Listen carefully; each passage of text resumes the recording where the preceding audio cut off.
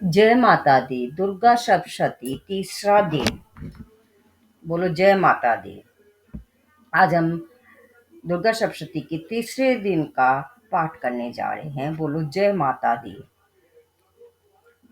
चंद्र घंटा माँ दुर्गा का यह तीसरा रूप है। शांति दाता व कल्याणकारी रूप होने तथा मस्तक पर घंटी के आकार का अर्धचंद्र होने के कारण ही इनका नाम चंद्र घंटा पड़ा। देह कांति स्वर्ण जैसी चमकीली है तथा वाहन सिंह है। माँ चंद्र घंटा अपने भक्तों पर पुत्र की तरह स्नेह वृष्टि करती है तथा स्वभाव से विनम्र है। नवरात्रि के तीसरे दिन माँ चंद्र घंटा का पूजन आराधना किया जाता है। साधकों को चाहिए कि माँ का पूजन आराधन मन वचन कर्म से पवित्रता पूर्वक करें।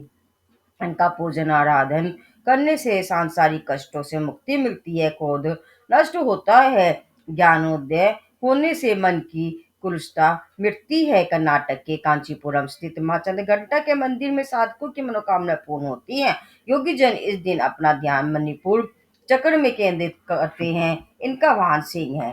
तीसरा अध्याय महिषासुर वध। बोलो जय माता दी। कथा आरंभ। मेधा ऋषि बोले कि इस तरह असुर सेना का संहार होते देख महाअसुर सेना नायक चक्षु देवी से युद्ध करने के लिए आगे आया और समर भूमि में देवी पर बाणों की वृष्टि करने लगा। वे ऐसा प्रतीत हो रहा था जैसे सुमेरु पर्वत के शिखर पर जलधारा बरसा रहा हो। देवी ने असुर के उस कृत्य को विफल करने के लिए बाणों द्वारा असुर के बाणों को सहज में ही काट कर उसके घोड़े व साथियों को वध कर डाला। साथ ही चिक्षुर के धनुष व अति उच्च पताका को भी तीक्ष्ण काट डाला। देवी ने असुर के धनुष को काटने के बाद उसके अंगों को भी अपने तीखे बाणों से छेद डाला। इस प्रकार रथ घोड़ों व साथी के नष्ट होने पर चिक्षु ने ढाल व खड़क लेकर देवी की ओर दौड़ते हुए पहनी धारदार तलवार से देवी के भान सिंह के शीश पर प्रहार कर देवी की बाई भुजा पर वेग पूर्वक प्रहार किया। ऋषि बोले कि हे राजन, देवी की भुजा तक पहुंचते ही वह तलवार खंडित हो गई। इस पर क्रोधावेश में आंखें लाल करके उस असुर ने हाथ में शूल लेकर देवी भद्रकाली पर प्रहार किया। असुर का वह शूल आकाश में गिरते सूर्य मंडल की तरह अपने ही तीर से प्रचलित हो गया। उस शूल को अपनी ओर आते देख कर देवी ने भी शूल का प्रहार किया, जिससे असुर का शूल सैकड़ों टुकड़ों में बट गया। इसके साथ ही महाअसुर चिक्षु का भी वध हो गया। महाअसुर चिक्षु के वध के बाद देवी पीरक चामर जो महाबलशाली असुर था, हाथी पर सवार होकर युद्ध भूमि में आया। उस असुर ने आते ही देवी पर प्रहार किया, लेकिन देवी ने ओंकार मात्र से ही उस शक्ति को निष्फल करते के धरती पर डाल दिया। शक्ति को निष्फल खंडित होकर धरती पर गिरते देख चामर ने क्रोध में भर कर शूल चलाया, लेकिन देवी ने उसे भी अपने बाणों से काट दिया। तभी देवी का वाहन सिंह उछल कर हाथी के सिर पर चढ़कर असुर के साथ भीषण युद्ध करने लगा। युद्ध करते हुए दोनों ही धरती पर आ गए और क्रोधावेश में परस्पर भीषण प्रहार करते हुए युद्ध करने लगे। फिर देवी का वाहन सिंह वेग पूर्वक आकाश की ओर उछल कर जब धरती की ओर आने लगा तो उसने अपने पंजों से महाअसुर चामर का सिर धड़ से अलग कर दिया। इसी तरह देवी ने भी शिला व वृक्ष प्रहार में से उधर को तथा दांतों मुख को थप्पड़ों से करार को मार डाला। क्रोधावेग में देवी ने उदक को मसल डाला तो बाष्कल को बिंदी बाण से, बाणों से, ताम से व अंधक को मौत के घाट उतार दिया। तीन नेत्रों वाली देवी परमेश्वरी ने त्रिशूल से ये उग्रसेन उग्रवीर्य व महाहनुम नामक असुरों का वध कर दिया। इसी तरह खड़ग तलवार के प्रहार से देवी ने विशाल डाल का श्रीधर से अलग कर दिया। दुर्धर व दुर्मुख नामक दैत्यों को भी देवी ने अपने बाणों से प्रहार कर यमलोक भेज दिया। इस प्रकार महिषासुर का जब यह देखा कि उसकी ये सारी सेना का संहार हो रहा है, तब वह भैंसे के रूप में देवी के गणों को पीड़ित करने लगा। वह किन्हीं ये गणों को तुतुन मुख से, किन्हीं को खुरों से, किन्हीं को पूंछ से, किन्हीं को सिंगों से, किन्हीं को दौड़ते हुए, किन्हीं को सिंह गर्जना से, किन्हीं को घुमाकर, किन्हीं को तीव्र श्वास के झोंकों से पीड़ित कर धरती पर गिरा दिया। इस तरह गण सेना को धरती पर गिराकर वह देवी के वाहन सिंह को मारने के लिए दौड़ा तो देवी को बड़ा क्रोध आया। देवी को क्रोधित देखकर महाबलशाली महिषासुर भी क्रोधित हो अपने खुरों से धरती को खोदने लगा। वह बड़े बड़े पर्वतों को उखाड़ उखाड़ कर धरती पर गिराता हुआ घोर गर्जना करने लगा। महिषासुर द्वारा वेग से टक्कर देने के कारण नदी शुद्ध हो फटने लगी। पूंछ के टकराने से समुद्र धरती को चहुओं ओर से डुबोने लगा। उसके सुरों सिंगों को हिलाने से मेघ फट गए। उसके निश्वास लेने पर निकली प्रचंड वायु के वेग से आकाश में उड़े सैकड़ों ही पर्वत धरती पर गिरने लगे। इस तरह क्रोधावेश में उस महाअसुर को अपनी ओर आते देख कर चंडिका देवी ने उसका वध करने के उद्देश्य से महाक्रोध किया। देवी के पास फेंक कर उस महाबलशाली असुर को बांध लिया। जब महिषासुर पास के में बंध गया तो उसने भैंसी का रूप त्याग कर तत्काल सिंह का रूप धारण कर लिया। जब देवी सिंह बने उस असुर का शीश काटने को तैयार हुई तो वह असुर उसी समय तलवार हाथ में धारण के पुरुष के रूप में दिखाई पड़ने लगा। उस समय देवी ने तत्परता दिखाते हुए ढाल व तलवार से पुरुष रूप उस असुर को भेद दिया। लेकिन तभी महिषासुर ने विशाल हाथी का रूप धारण कर लिया और अपनी सूंड से देवी के एवं विशाल सिंह को खींचते हुए घोर गर्जना करने लगा। जब वह सिंह को खींच रहा था तो देवी ने उसकी सूंड काट दी। इस पर वह महासुर पुनः भैंसा बन गया और पूर्व की भांति ही चराचर जीवों सहित त्रिलोकी को पीड़ित करने लगा। उस दैत्य को ऐसा करते देख क्रोधित जगत जननी चंडिका बार बार उत्तम मधु का पान कर नेत्रों को लाल कर हंसने लगी।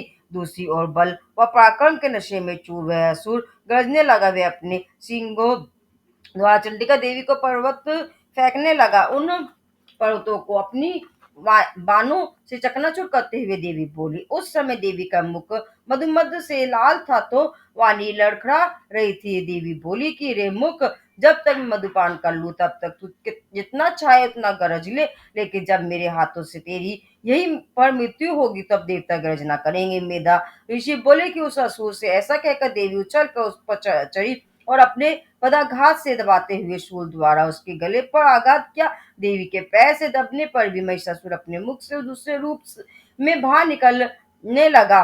वह अभी आधा ही बाहर निकला था कि देवी ने उसे वहीं रोक दिया। इस प्रकार वह पूरा बाहर नहीं निकल पाया। आधा निकला होने पर भी वह देवी से युद्ध करने लगा तो देवी ने विशाल तलवार से उसका शीश काट डाला। उस तरह महिषासुर का वध हो जाने पर असुरी सेना हाहाकार करती हुई रणभूमि से भाग छुटी। यह देखकर देवता सुखी हो गए। उन्होंने दिव्य ऋषि के साथ देवी की स्तुति की। गंधर्वराज गायन करने लगे और अप्सराएं नृत्य करने लगी। मार्कंडेय पुराण के अनुसार मात्यम महिषासुर वध नामक तीसरा अध्याय संपूर्ण। बोल जय माता दी। चौथा अध्याय शक्रादि स्तुति कथारंभ। मेधा ऋषि बोले कि महाबलशाली दुष्ट आत्मा महिषासुर का असुरी सेना सहित जब देवी ने वध कर दिया तब इंद्रादि देवता विनम्र भाव से नतमस्तक हो नमन करते हुए देवी की उत्तम वचनों से स्तुति करने लगे। उस समय हर्ष के कारण देवी के मनोरम रंगों में रोमांच हो आया। स्तुति करते हुए देवता बोले कि सर्वदेवों की शक्ति तेज का समुच्चय ही जिनका स्वरूप है तथा जिस देवी ने निज शक्ति बल से सारे संसार को व्याप्त किया हुआ है, सभी देवता व महिषीजन की जो पूजनीय है, उन देवी जगदम्बा को हम भक्ति भाव से नमन करते हैं। वह देवी हमारा कल्याण करे, जिनके अतुलनीय प्रभाव से बल का बखान करने से में भगवान अनंत शेषनाग ब्रह्मा व शिव भी सक्षम नहीं है। वह देवी चंडिका संसार का पालन व अमंगल के भय का नाश करे। हे देवी, हे दुर्गे, हे आप पुण्य आत्माओं के घरों में लक्ष्मी के रूप में, पापियों के घर में अलक्ष्मी दरिद्र रूप में, निर्मल व मन वाले पुरुषों के हृदय में बुद्धि के रूप में वास करती हैं। ऐसी हे देवी दुर्गे, हम आपको नमन करते हैं। हे देवी, आप सारे संसार का पालन करें। आपके अचिंत्य रूप का असुरनाशक महापराक्रम का देव दानवों के समक्ष युद्ध में प्रतिदर्शित आपके अद्भुत चरित्र का बखान हम कैसे करें। चराचर जगत की उत्पत्ति का कारण आप ही हैं। आप त्रिगुण में हैं। त्रिगुण में होने के पर भी त्रिगुणों से रहित है। जीव शिव विष्णु आदि देवता भी आपका भेद रहस्य नहीं जान पाते, क्योंकि सबकी आश्रयभूता आप ही हैं। यह सारा चराचर जगत आपका अंश मात्र है। कारण है कि सबकी आदिभूति विकृता प्राक प्रकृति आप ही हैं ये देवी। सभी यदादि में जिसके उच्चारण करने से देवताओं की तृप्ति होती है वह स्व आप ही हैं। आप ही पितरों की तृप्ति का भी कारण है। अतः सभी आपको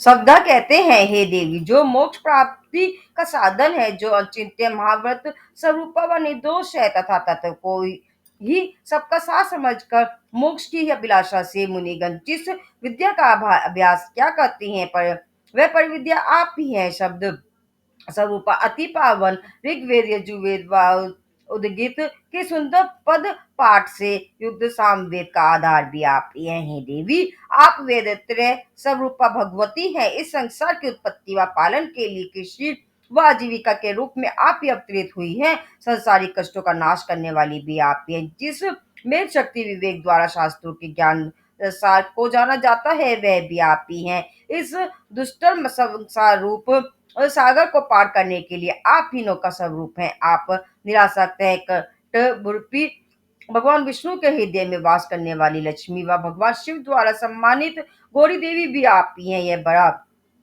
आश्चर्य की बात है कि आपका मुखमंडल मंद मुस्कान से शोभायमान निर्मल पूर्ण चंद्र के बिंब जैसा स्वर्ण की मनोरम आभा जैसा दमकता हुआ है। तब भी महिषासुर ने क्रोधावेश में आप पर प्रहार किया। हे देवी, आपका वही मनोरम मुखमंडल क्रोधवेश से युक्त हुआ तो वह चंद्रमा के समान लाल व भोर धनी होने से विकराल हो गया। ऐसे मुखमंडल को देख कर भी महिषासुर के प्राण शीघ्रता से नहीं निकल पाए। यह उस से भी बड़ा आश्चर्य की बात है, क्योंकि क्रोधित यव को देखकर ऐसा कौन है जिसके प्राण न उड़ गए हों। हे देवी, आप प्रसन्न हो जाएं। पर परमात्मा स्वरूप आपकी प्रसन्नता से संसार का अभ्युदय होता है, और जब आप क्रोधित होती हैं तो कितने ही कुलों का तत्काल विनाश कर देती हैं। इस बात को हमने अभी अनुभव किया है, क्योंकि आपने क्रोधावश में महिषासुर की विशाल सेना को क्षण मात्र में ही नष्ट कर दिया। सदैव अभ्युदय करने वाली आप जिन पर भी प्रसन्न हो जाती है वही देश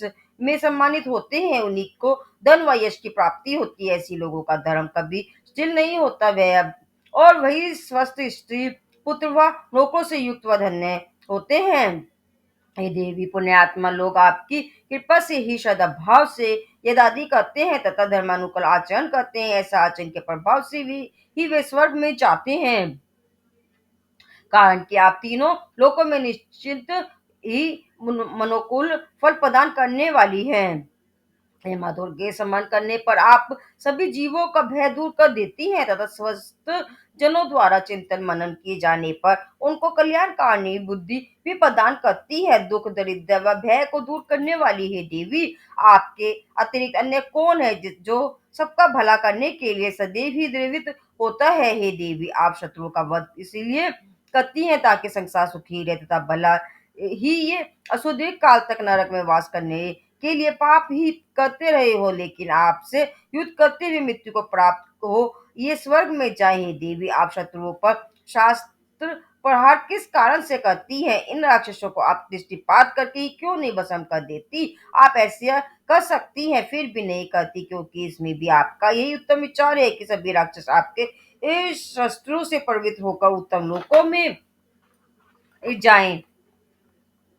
इस तरह राक्षसों के प्रति भी आपका यह विचार अत्युत्तम है। आपकी तलवार के प्रखर से तेज से वह आपके त्रिशूल की नोक की तेज चमक से चंद्या कभी देवते की आंखें नहीं फूटी।